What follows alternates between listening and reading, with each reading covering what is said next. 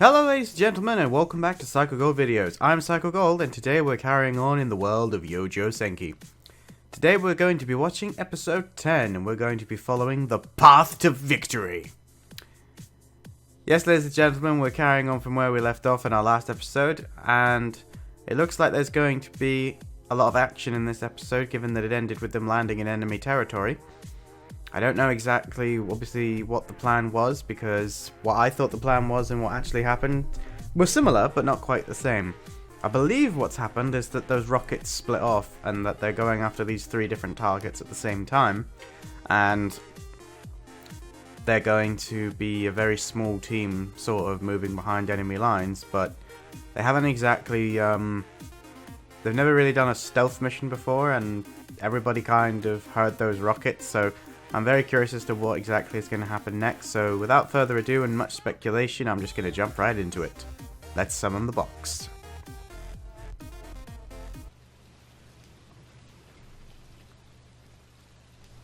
Okay, not quite where we left off.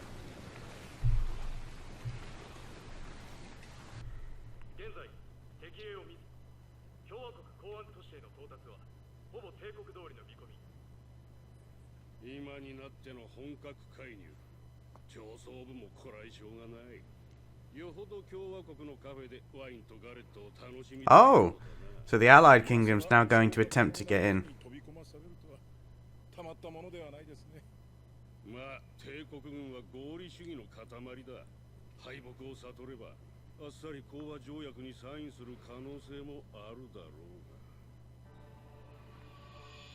Oh, okay.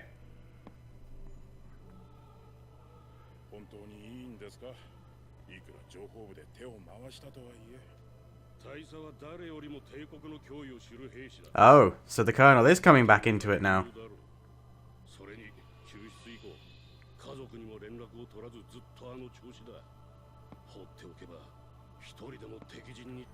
Yep, he's definitely got some new power in him. Oh, here we go, this is where we ended. But they don't know that they're about to, there's a possibility that the Allied Kingdom might be about to turn up and help. Ah, they did split up.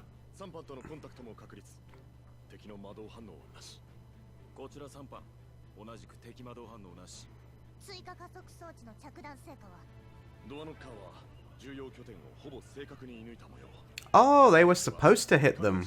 Oh, okay, that makes sense. That was by design. I didn't quite register that.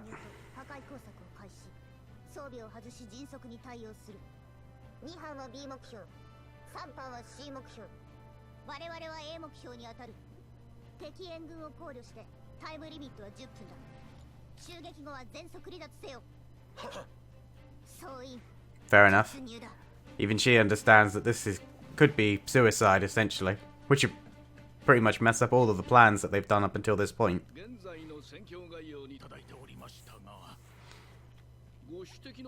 Lol. That's all I can say to that. It's like, okay, so if you can think of a way to win the war faster, be my guest, man. But I don't believe that there's a way to run a war at a profit.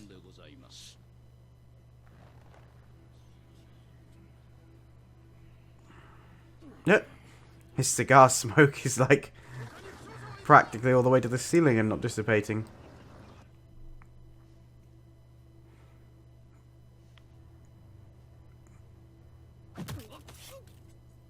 Ooh, nice. They think they're Splinter Cell.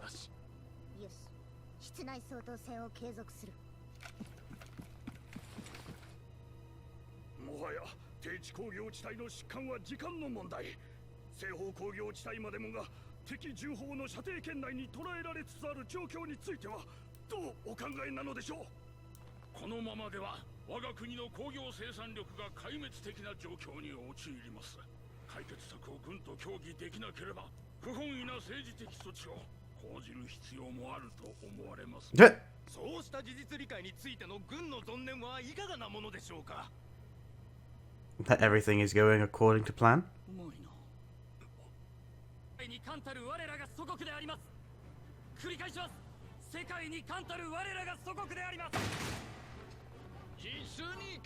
Oh dear. So is that actually true? I'm a bit confused there.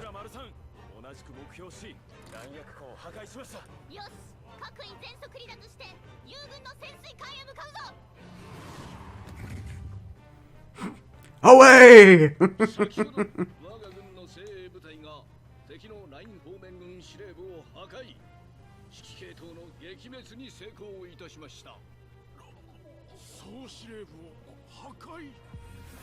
Yep. Allegedly. That's assuming that Unit 2 hasn't been captured and forced to... Oh no, there they are, they're all together. Okay.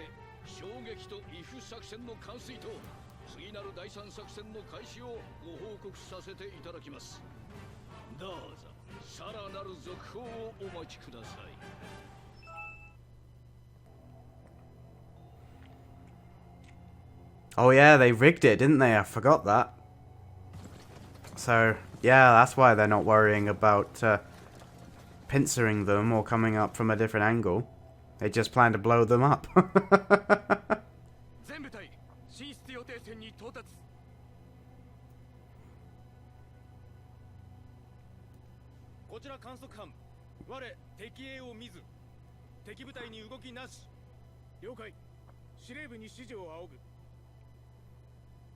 There will be no orders.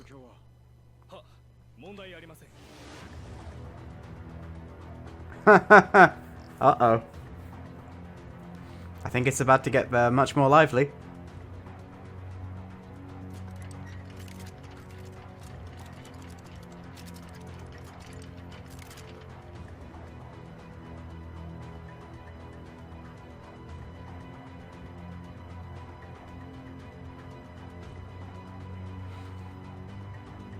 So what do? Build trenches under the trenches?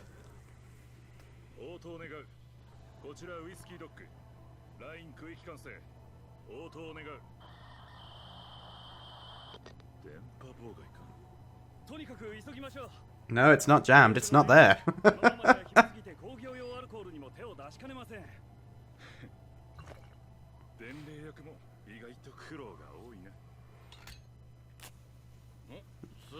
Oh dear. Whoa! That was a lot of explosives. Oh, I thought that would knock him off, to be honest. Oh! Okay. Oh! So the Empire was there somewhere, hiding. I was gonna say, those tanks are, they look like the not-so-friendly ones.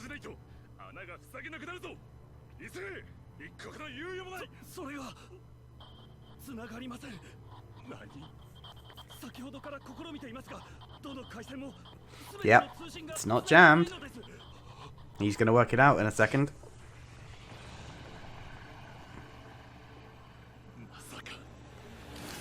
Fly, little horsey, fly. Oh, he dropped all the alcohol. Oh my god, have they got an operation name for every step of this plan? So what's revolving door then?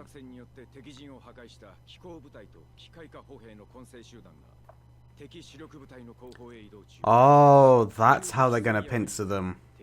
Okay, yeah, that army is pretty much screwed then.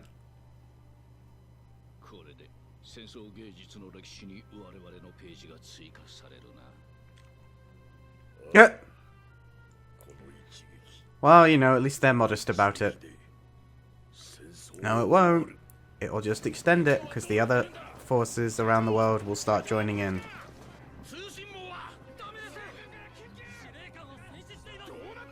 I have orders from the commander. No, you don't. He's dead. What?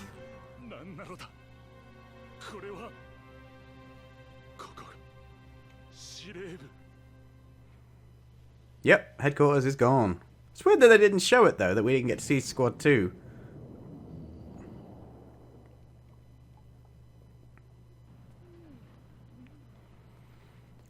Bottom, bottom, dum ba da da da.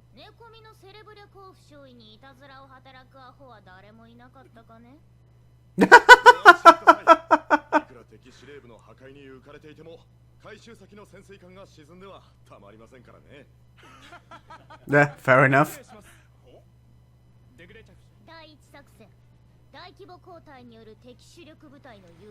Yeah, you could see it now on the map.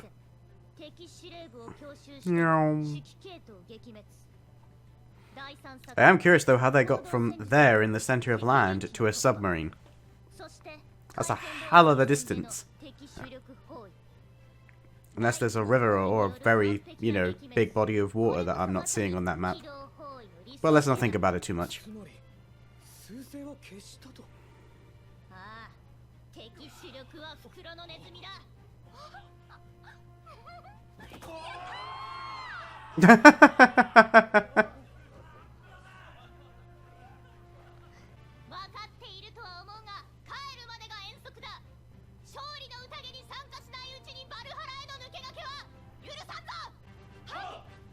Yeah. You don't want to head to Valhalla. That means you've died in the process. I understood what she meant though before someone corrects me.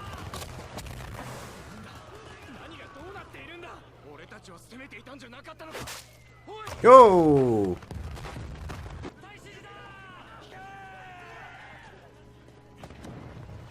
Pulling back isn't gonna work. Yeah, straight into tanks.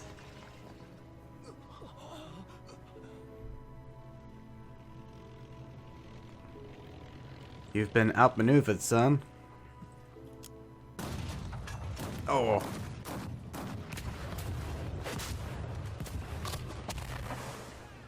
I do really enjoy the animations done on these, on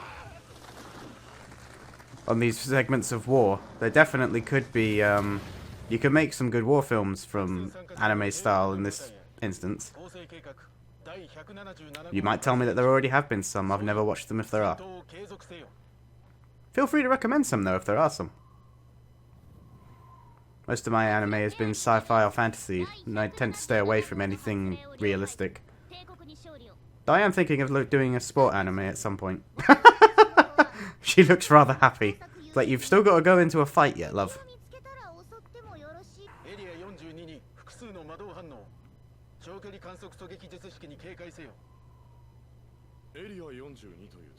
Here they come.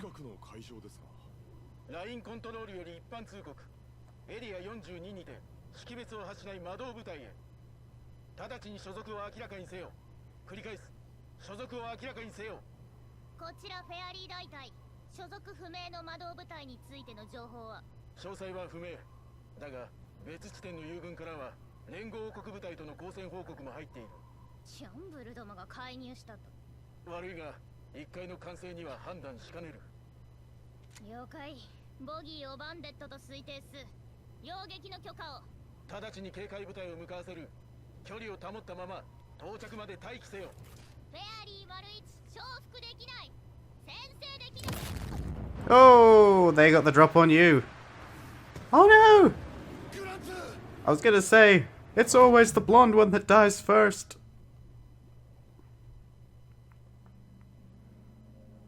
Oh, okay. It's gonna be the end, isn't it? Oh, okay, so this after credits scene is going backwards. It's unusual.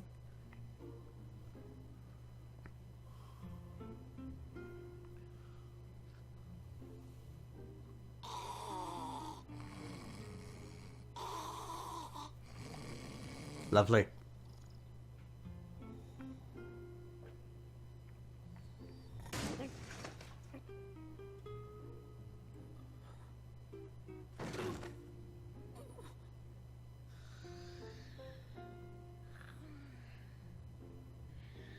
No.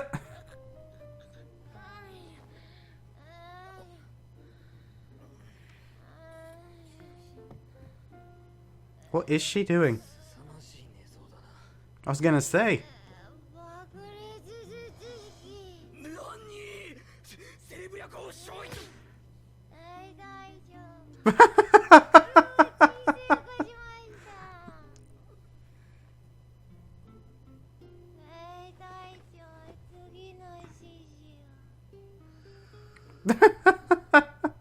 Flippin' heck.